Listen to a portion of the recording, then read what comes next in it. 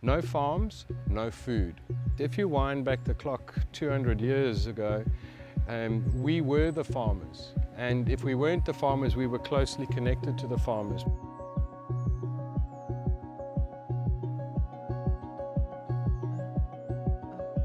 Neighbourhood Farm is an NPO that I founded to create a well-being economy. We broke ground on this project just over a year ago. The site that we're in now at the False Bay Hospital is less than 9 months old. It's a fully vertical production system, so we grow on site, we process on site, and we sell on site directly to community members. And the truth is, we need to bring the farmer and the consumer closer together, and what we pay the farmer must be related to the time and effort and the work and the risks that they take, and give them more benefits for the work that they do. So what we're trying to do is bring back the village of our collective memory where we used to rely on each other. So it's a very simple system. We grow organic food in the heart of communities, generally at schools and or hospitals. We only employ people that are hyper-local. You know, in South Africa, it's a country that people lose up to 1/3 of their money traveling to and from work. So you've got to minimize those costs. And then you've got to provide edible education to your communities.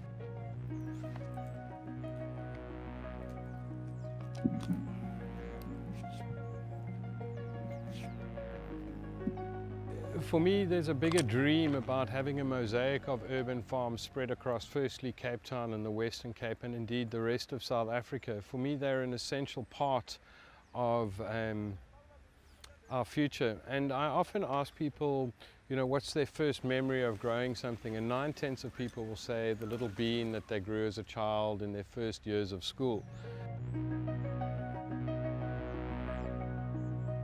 My name is Saibo Matoti and I'm from Nyanga, and I'm here from the Department of Agriculture as an intern here at Neighbourhood Farm to learn and get exposed to a wide variety of agricultural activities and establishing new projects like this in local areas. So I'm still learning here.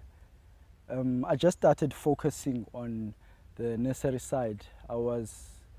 For 6 months I was in the farm, but then after being in the farm and learning and getting exposed to a wide variety of vegetables, I decided to focus more on the ornamental, medicinal, herbal plants that we have here. So currently I'm still propagating plants to make more of them.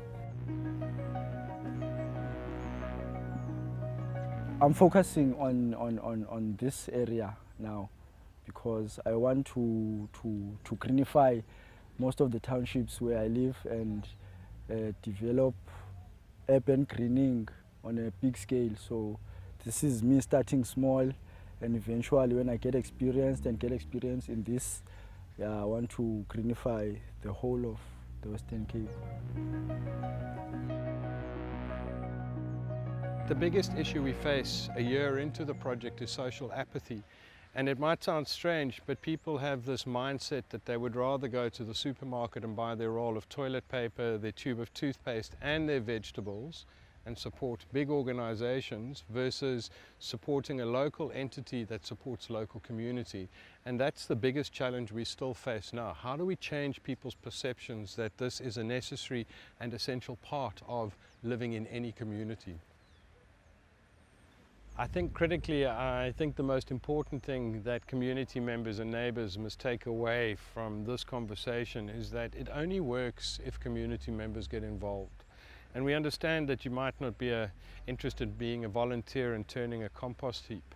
But what you can do is create a food democracy by simply supporting the little shops that we have, because the minute you buy produce at one of our shops, you are paying indirectly for a staff member drawn from the local community to earn a living wage. You're paying for school children to come into this garden and learn about food and production systems and learn what organic production systems are. You're paying to create a better environment for all community members. And that's the important part about social enterprise. It doesn't work unless all community members get involved and support the project on whatever level they can. And that can be financially or just with their hands by working with us on the ground.